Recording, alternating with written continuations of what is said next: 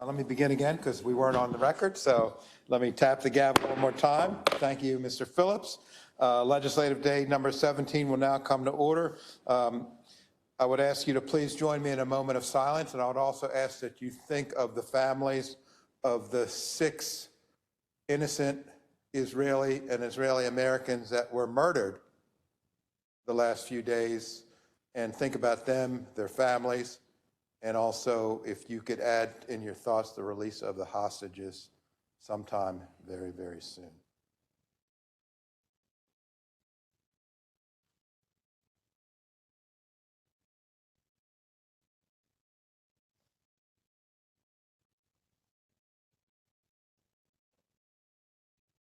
Okay, thank you for that extended moment of silence, and I'll now ask Councilman Marks to lead us in the Pledge of Allegiance.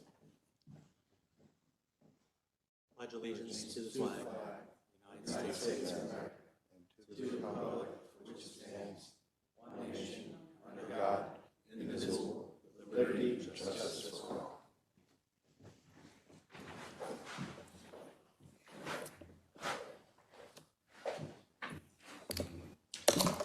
And let me just add, I appreciate everybody joining me in a moment of silence, but let me just add to our thoughts and prayers to those families that the murder came at the hands of the cowardly terrorist group Hamas. I think that we continually forget, and but we must not forget, we must never forget that this is a terrorist organization, that they thrive on hate, violence, murder, and all the things that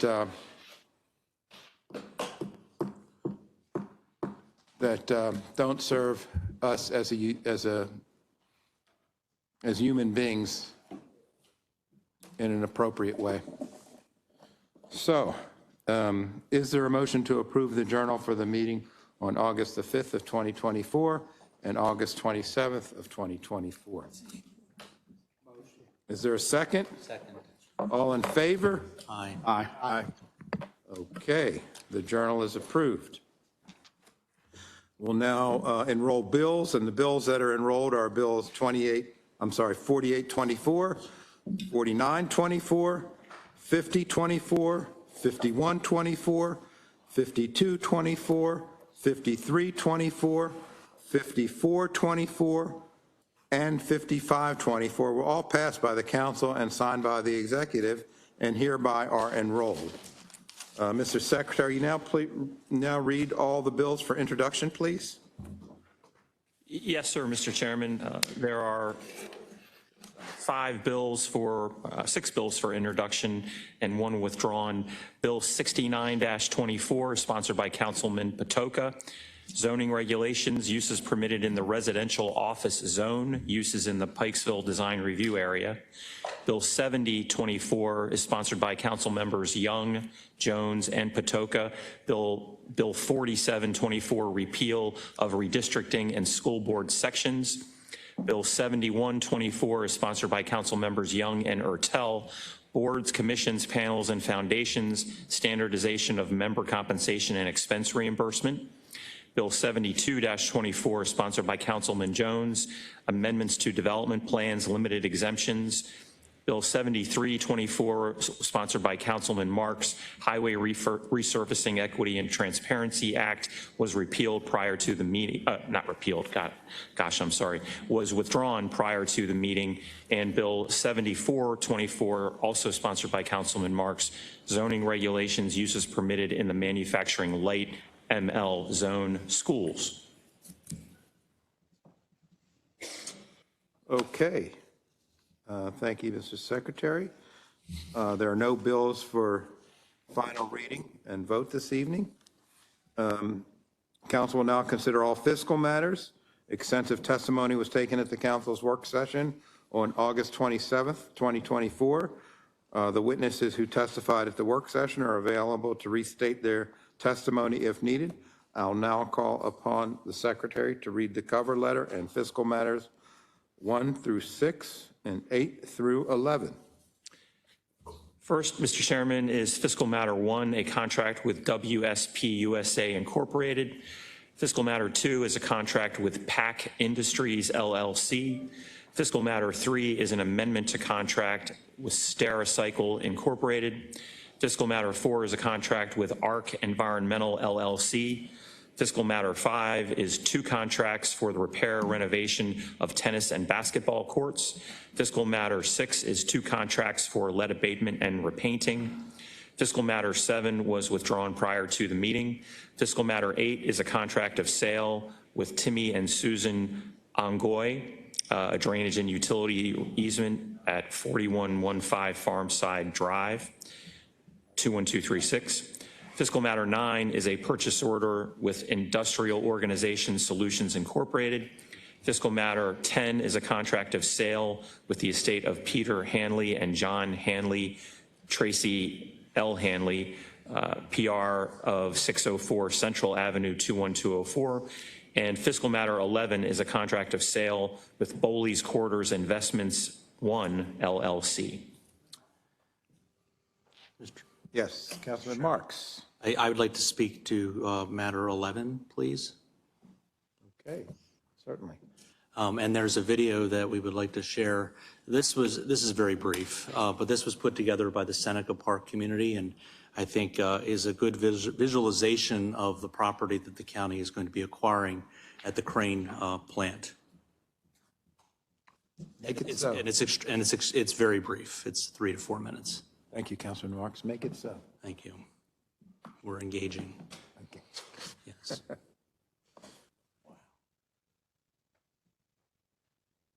On a tour of a 157-acre waterfront property in eastern Baltimore County with a beautiful view of the Chesapeake Bay. Now, the history of this property wasn't always so pleasing. For 62 years, this was the site of the BG&E CP Crane coal-fired power plant.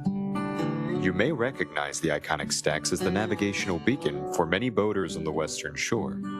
In October 2021, Foresight Development Incorporated acquired the property and began dismantling the shuttered plant and remediating the site. A highly publicized controlled implosion of the plant took place on August 19, 2022. Since the closure of the plant, there has been notable improvement in water quality in the area. We have also noticed an increase in wildlife, including eagles and wild turkeys. There is an abundance of life in Saltpeter and Seneca Creeks and the surrounding wetlands. These wetlands provide some of the most productive habitat for diverse wildlife. Their rich vegetation provides food, shelter, spawning and nursery grounds for migrating waterfowl, and shelter and food for amphibians, reptiles, mammals, and birds. We have an exceptional and rare opportunity to purchase this property and extend the green belt of undeveloped and protected land by connecting this site to Eastern Regional Park, Marshy Point Nature Center, and Gunpowder State Park.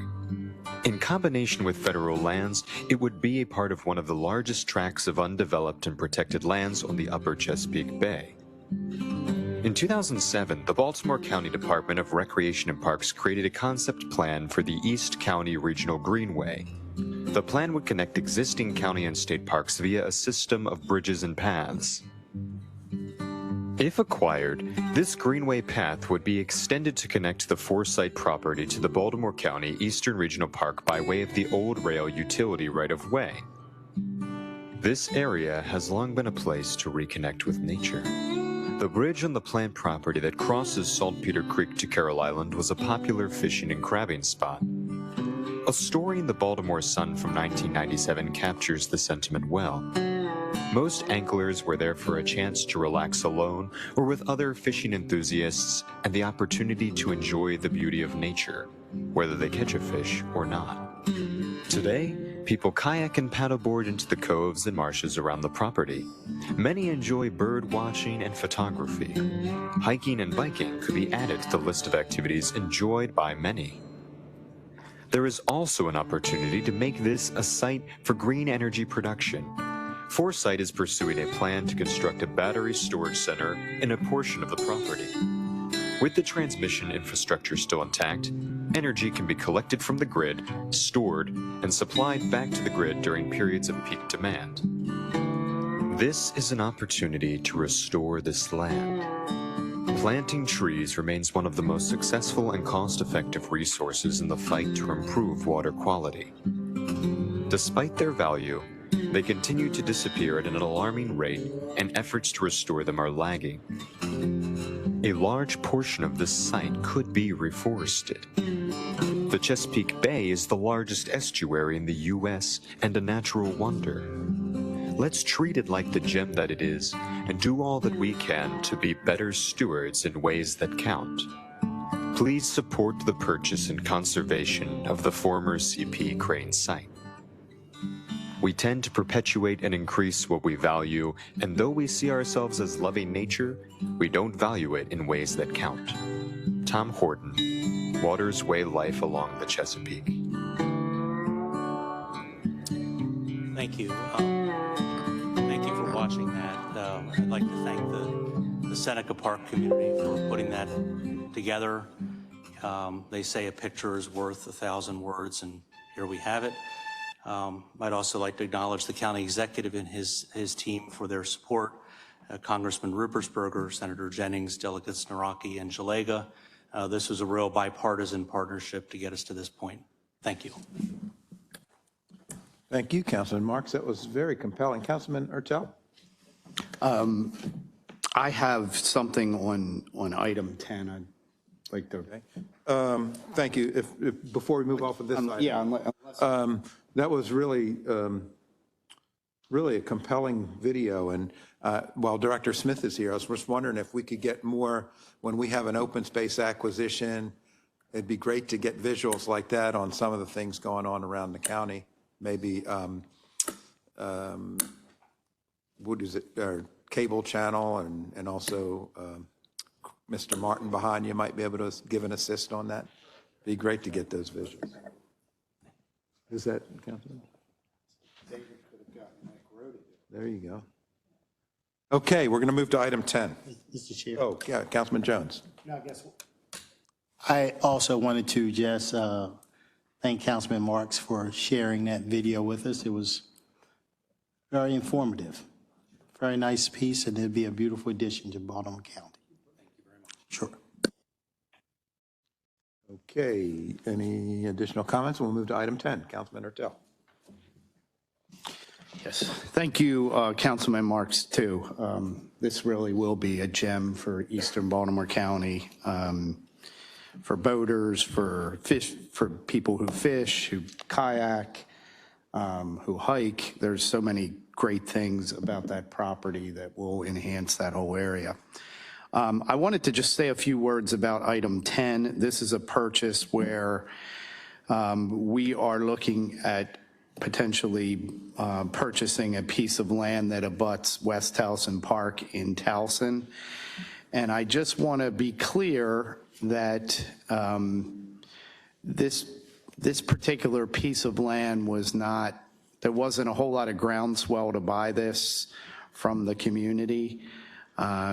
We desperately need park space in Towson. This isn't going to really give us athletic field space, but potentially we may get some sports court space here or some amenity. But I want to make sure that everyone's aware that I will be holding the department to not building a parking lot on this land.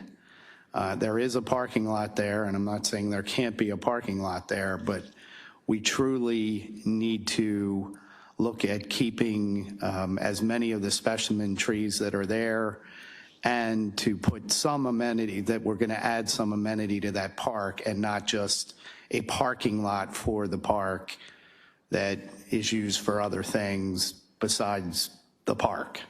So I just wanted to say that publicly. I really wish that I would have had more input into this before this came up, but unfortunately it was brought to me before the last work session, and it just concerns me a bit about how it came about. So that's all I have. Thank you, Chair. Thank you, Councilman Ertel. Councilman Ertel, do you navigate those waters that was in the video of Councilman Marks? Used to live right there, right in that creek. So you did navigate. Yes. Okay. Any additional comments related to fiscal matters? Okay. Do we have a motion? I'll move it. Motion and a second. Mr. Secretary, please call the roll. Mr. Patoka, Aye. Mr. Catch, Mr. Jones, Aye. Mr. Marks. Aye. Mr. Ertel, Aye. Mr. Crandall. Aye. Mr. Young. Aye. Okay, well, now fiscal matters pass. We'll now, yeah, it's a big deal. It's a big deal for your district and for the county. We'll now consider miscellaneous business items. Mr. Secretary, first item, please. Mr. Chairman and members of the council, whenever a contract over $25,000 is awarded by a process other than formal competitive bid, it is required that a copy of the contract be given to the county council and the nature and parties to the contract be announced by the secretary at the next legislative session following the award of the contract. There are 4 such agreements this evening to be announced. The first is a purchase order with Atlantic Tactical Incorporated. This is for the purchase of pepper ball launchers and munitions for use by patrol officers in the police department through Atlantic Tactical. Purchasing the same equipment provides the standardization of tools across the agency according to the 902F. Award total of $58,872.65. Next is a purchase order with Delmarva Pump Center Incorporated. This provides for parts and repair of reserve tiller truck TR-94, a 2012 Spartan Gladiator assigned to the fire department. Award total of $75,564.32. Next is a supplier contract with Maryland Industrial Trucks Incorporated. This provides for the purchase of New Way parts and labor through Maryland Industrial Trucks. This company is the sole source for New Way truck parts and services in the state of Maryland. 5-year estimated award total of $50,000. And finally, a supplier contract with BAFS, the Mill of Bel Air. This supplier contract is for the purchase of animal food and supplies through BAFS DB, doing business as the Mill of Bel Air Incorporated, and is utilized by the Department of Health and Human Services Animal Services Division. BAFS stocks Purina and Nestle products and is the sole manufacturer of ProPlan veterinary and maintenance diets, which have long been used within the division. 5-year estimated award total of $230,000. Okay, thank you. We'll now, Mr. Secretary, next item, please. Next is the council's consideration of the grants, the FY 2025 Arts and Sciences grants. Okay, Mr. Sachs.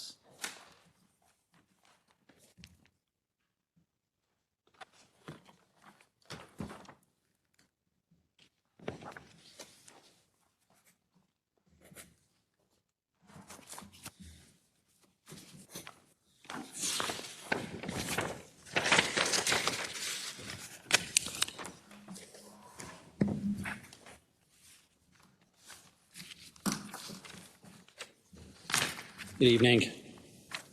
We're requesting approval of arts and sciences grants totaling just over $3.5 million to organizations for arts, sciences, cultural and tourism events, activities, and programs consistent with the adopted FY 2025 budget.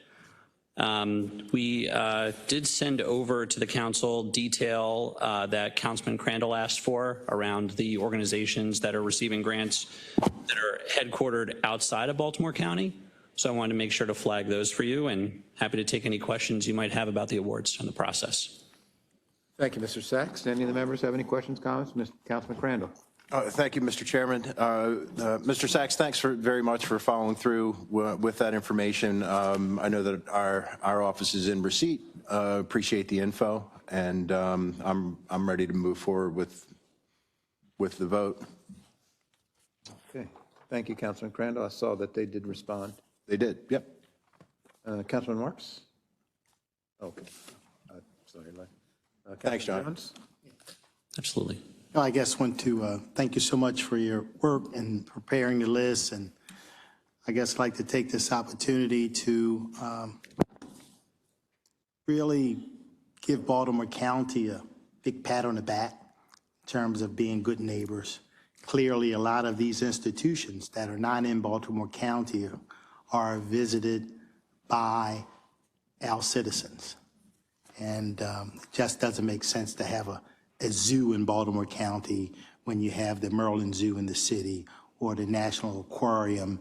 And these, in many cases, have more citizens from Baltimore County visiting or more students from Baltimore County than students from other jurisdictions in the state, including Baltimore City. So I think it is important that we do our best to help these institutions survive and provide the best service possible. So thank you. Thank you. Thank you, Councilman Jones. Any additional comments, questions? Since we're on a nature theme tonight, thank you, Councilman Marks. I just want to highlight one of the recipients that's in the beautiful 2nd District, located in the beautiful 2nd District, and that's the Irvine Nature Center. It's really an outstanding facility, offers education, offers a place to share with nature. The director of it, Brooks Patternot, is a visionary. He's an outstanding person. He serves on our Parks Board, our Rec and Parks Board.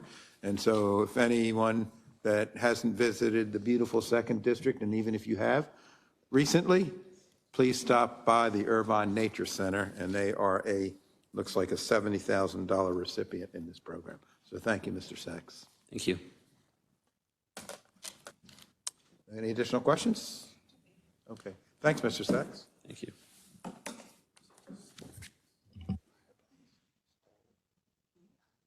Okay, is there a motion? Whoops. I'll motion to approve. Chair. Okay, is there a second? Okay, motion and second. Mr. Secretary, please call the roll. Mr. Patoka? Aye. Mr. Jones?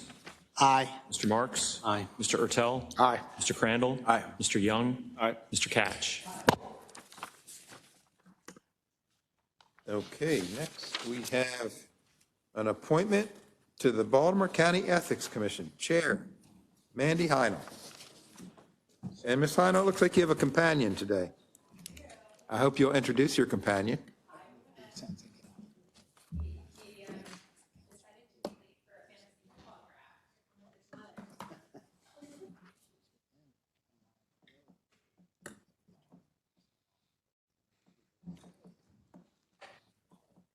Ms. Heinel, I want to thank you for joining us, and you've been here before. You've been on all sides of the table here, so I think you know what's before you, and if you want to tell us a little bit about your appointment. Sure. So thank you again for having me. Thank you for your vote of confidence last month to appoint me to the commission.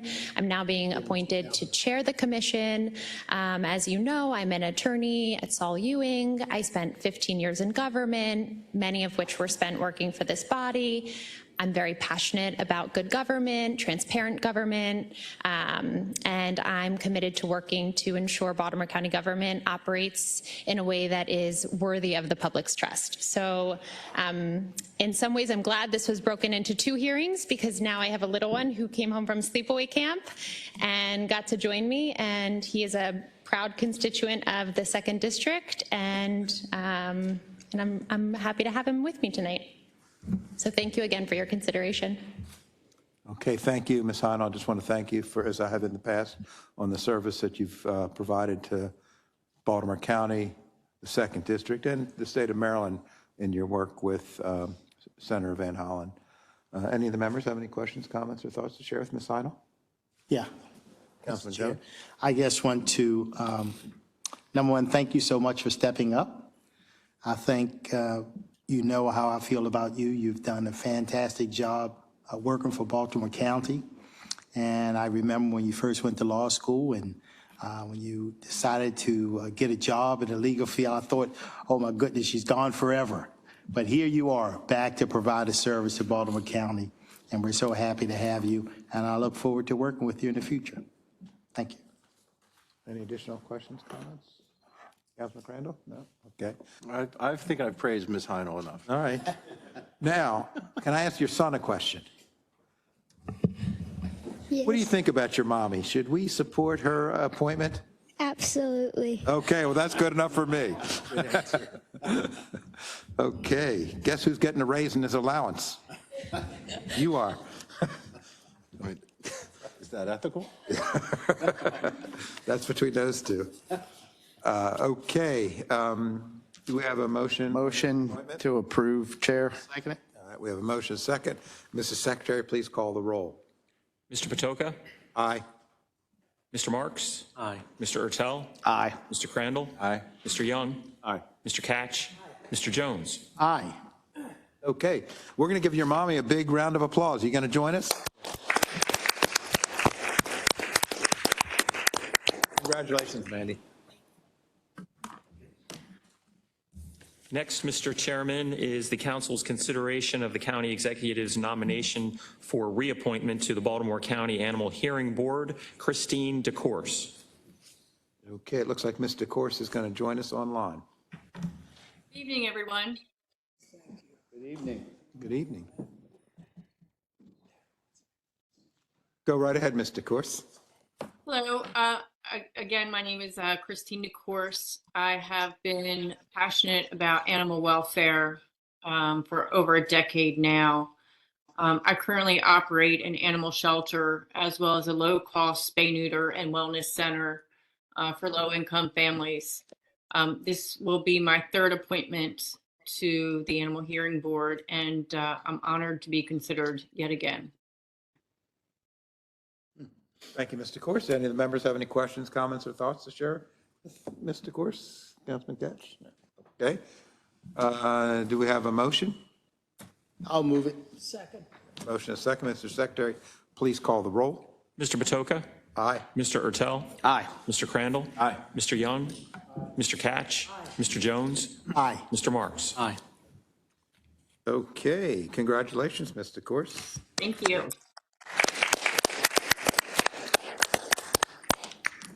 Okay, Mr. Secretary, next item, please. Next, Mr. Chairman, is the council's consideration of the county executive's nomination for reappointment to the Baltimore County Revenue Authority, Tony St. John. Okay, is Ms. St. John joining us this evening remotely? Good evening, Ms. St. John. Hello. Hello, we can hear you. Hi there. Good evening. Good evening, Ms. St. John. So thank you so much for inviting me tonight to speak with you. This is for my second appointment to the Baltimore County Revenue Authority. I was first appointed in 2020, and I'm honored to be considered to serve again in a second term. I've really enjoyed serving the residents through the authority's work, which benefits Baltimore County in a number of its programs and projects. So thank you again for your consideration. Thank you, Ms. St. John. Do any of the members have any questions, comments, or thoughts to share with Ms. St. John? Okay, hearing none, do we have a motion? Motion. We have a motion and a second. Mr. Secretary, please call the roll. Mr. Patoka? Aye. Mr. Crandall? Aye. Mr. Young? Aye. Mr. Catch? Aye. Mr. Jones? Aye. Mr. Marks? Aye. Mr. Ertel? Aye. Okay, congratulations, Ms. St. John, on your reappointment. Thank you so much. Mr. Secretary, next item, please. Next, Mr. Chairman and members of the council, is the council's consideration of the nomination by the county executive for appointment to the Police Accountability Board, Karen Williams. Okay, Ms. Williams, thank you so much for joining us tonight. Good evening. Can you hear me? Okay. Yes. Yes, I'd like to thank you for considering me for this appointment.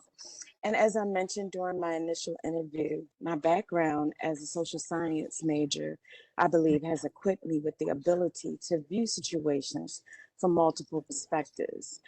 And as the current president of my community, I've consistently advocated for transparency, fairness, and accountability. And these values I hold very dear to me. I see this position on a board as a critical opportunity to be able to contribute to an equitable system where every party interests are fairly considered. Much like the referee in a football game, our role on this board is pivotal. And we would serve as the neutral third party, ensuring that every detail is scrutinized and no issue falls through the cracks. And I believe this perspective will help create a more balanced and just process. And I'm eager to bring my skills and dedication to this role. Thank you. Thank you, Ms. Williams. Do any of the members have any questions, comments, or thoughts to share with Ms. Williams? Nope. Okay, well, let me just say a few things, though. Ms. Williams, and I'll share with my colleagues, I enthusiastically support Ms. Williams' nomination. Ms. Williams is an outstanding community leader. She's an outstanding human being. She currently is president of the Huntington Community Association, a thriving community association, but not thriving by coincidence or luck. It's thriving because of the hard work that Ms. Williams and her neighbors put into ensuring that their community stays strong. So I would strongly encourage my colleagues to support Ms. Williams as enthusiastically as I do with an affirmative vote. Thank you. Do we have a motion? I'll move it. Motion and second. Mr. Secretary, please call the roll. Mr. Patoka? Aye. Mr. Young? Aye. Mr. Catch? Aye. Mr. Jones? Aye. Mr. Marks? Aye. Mr. Ertel? Aye. Mr. Crandall? Aye. Okay, congratulations, Ms. Williams. Thank You're now a you. member of the Police Accountability Board. Thank you so much. Okay, Mr. Secretary, next item, please. Next, Mr. Chairman, is Resolution 39-24. This resolution is sponsored by Councilman Catch and would authorize a property tax refund, a partial refund to Mary Elizabeth Landis, who, as a result of being blind, is entitled to a partial refund under state law and is and a partial property tax exemption. Mr. Chairman, Yes, Councilman it's Catch. my honor to move the resolution. I'll second it. Okay, we have a motion and a second. Mr. Secretary, please call the roll. Mr. Patoka? Aye. Mr. Catch? Aye. Mr. Jones? Aye. Mr. Marks? Aye. Mr. Ertel? Aye. Mr. Crandall? Aye. Mr. Young? Aye.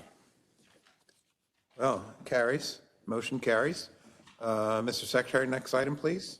Next is Resolution 40-24. This is a resolution for the applications and ranking of the Maryland Agricultural Land Preservation Foundation 2025-2026 fiscal year agricultural easement cycle for introduction only this evening. Okay, thank you, Mr. Secretary. Next item, please. Next is Resolution 41-24. This resolution also seeks approval for the purchase of development rights easements through the Maryland Agricultural Land Preservation Foundation FY24 cycle for introduction only this evening. Okay, thank you, Mr. Secretary. Is there any further business, Mr. Secretary? There is no further business, Mr. Chairman. Okay, is there a motion to adjourn the meeting? So move. Second. All in favor? Aye. Okay, meeting is adjourned. As is customary, anyone who's registered to speak online prior to the meeting is allowed 3 minutes to speak. Ms. Belcastro, are there any speakers that signed up for this evening? Yes, Mr. Chair, we have one speaker this evening, Fred Homan. Mr. Homan, welcome.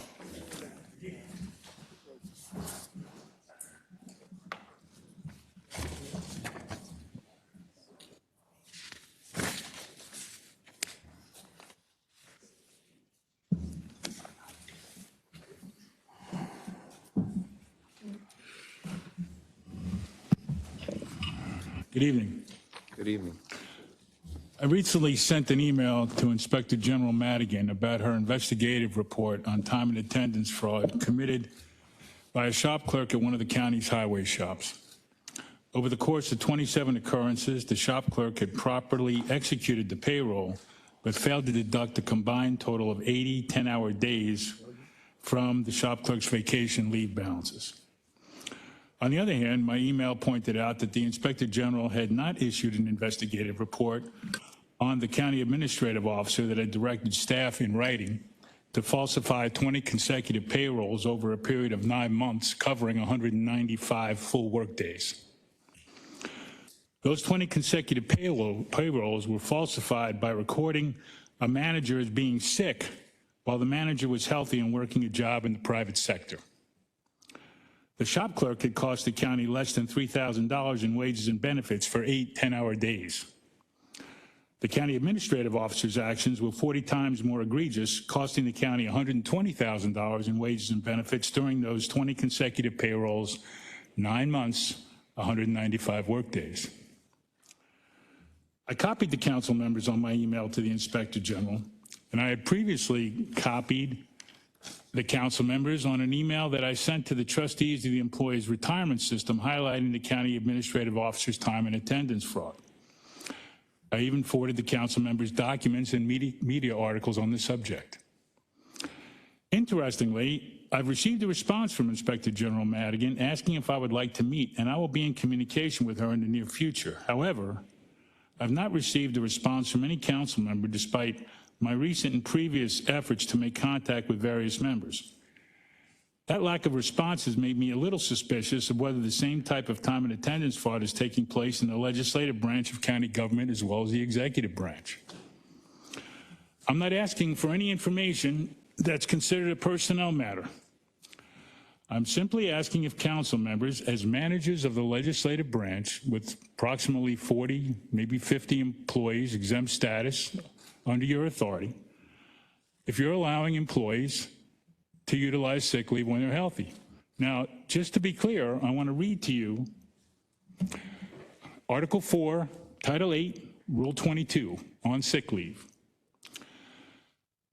Sick leave absences or non-work-related absences are to be used for employees' illnesses, injuries, appointments, or quarantines only, except pursuant to Rules 2406, which has to do with adoption and allows 6 weeks for an adoption, or Rule 2407, which provides 1 week for sick family, parent, child, and the like. And obviously, there wouldn't need to be exceptions if there wasn't a prohibition from employees using sick leave when they're perfectly healthy anyway. So the question to you is simple. Are you doing the same thing? Is the legislative branch doing the same thing that the executive branch is apparently engaged in? It's a really simple question, and if you can't answer it, I'm sure Mr. Bostwick or County Auditor Smelkinson can answer that because they're directly responsible for filling out the payrolls. Thank you, Mr. Homan. And Mr. Homan, it's my understanding that you did reach out to the Inspector General's office on this? That's what I said. Okay, so the Inspector General will then, if she decides to follow up with an investigation, she'll submit a report to the executive branch and to the council, and we can respond to that. No, sir, that doesn't change the fact of what you're doing on a day-to-day basis. I'm sorry. You all know whether or not you're violating the county code. Are you allowing individuals who are perfectly healthy to charge off their time as sick? Unless they're doing it through an adoption or for sick family. You know the answer to that question. You're facing the taxpayers right now. Are you telling me you're going to not answer that question? Mr. Homan, I'll answer no. Yeah, I mean, it's an easy answer for many of us. Thank you, sir. I appreciate it. Anybody else have any courage here? It's an easy answer for many of us. Mr. Homan, let me just share with you, I'll speak for my team, it's a no, but not only that, but we far exceed a 40-hour work week for all of us here. And so you should feel comfortable that in the 2nd District, and I'm sure, and I think it's the same for my colleagues, that I think the county work week is 35 hours. So it's either 35 or 40, sir. You know so that either based way, upon public safety. But the irrespective of whether it's 35 or 40, I can tell you in the beautiful 2nd District, which is the area I'm responsible for, that that each of the talented members of my group that are all here this evening, Carlos, Justin, and Zena, they're all spending 40-plus hours a week at minimum. So I'm feel not comfortable sure, about that. Quite frankly, sir, I'm not exactly sure what you're talking about right now. I've asked a specific question. Only Mr. Ertel has been prepared to answer Okay. it. Mr. Homan, I'm going to ask you you've had your more than generous time allotted this evening, and I think we've answered your question, and thank you for bringing this to our attention. Oh, no, sir, only one gentleman has answered my question, sir. Mr. Homan, no. Thank you, sir. Thank you. Anyone else? Mr. Crandall, Mr. Jones, Mr. Koch, Mr. Young. Fred, I don't see where I'm obligated to answer your question one bit.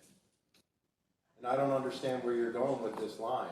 And Well, I'm simply going to the point where the Inspector General is now interested in talking to me. I'm curious as to why the council would be quiet. We're talking about 195 consecutive workdays. Failed in your question is an unfounded accusation that you're making publicly, and I take offense to that. What's an unfounded accusation? It's inherent in your question, sir. No, I'm asking. So I'm going to ask this dialogue to run to a conclusion. No accusation, I'm because, asking a question. Mr. Homan, this is not really a dialogue back and forth between the legislative branch and someone who has been offered more than the normal allocated time for discussion. I think you've made clear your point, and yes, it is somewhat insulting, especially for a group that works so hard. But I want to thank you for bringing this to our attention. But I'm going to ask you to conclude, and I think you have concluded. So I'm going to ask Ms. Belcastro to bring the microphone to an end. Mr. Ertel, Mr. Marks, thank you. I appreciate it. Thank you, Mr. Homan.